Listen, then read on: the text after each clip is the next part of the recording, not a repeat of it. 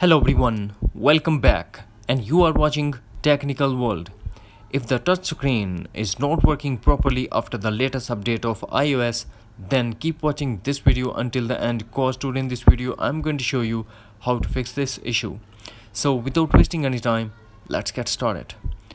The first thing that we have to do, we have to launch settings, connect to Wi-Fi and leave your iPhone to finish the updating process. Sometimes it will take couple of hours.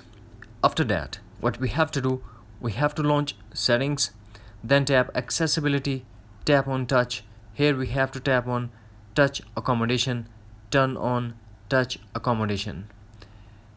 And under tap assistance, we have to select use initial touch location.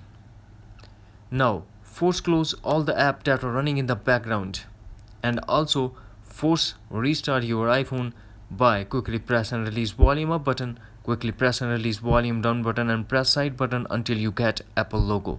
After the force restart, we have to go back to settings again, accessibility, tap on touch accommodation.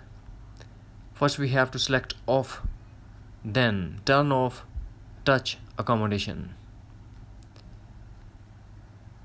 Go back to settings, journal, transfer or reset iPhone, reset all settings.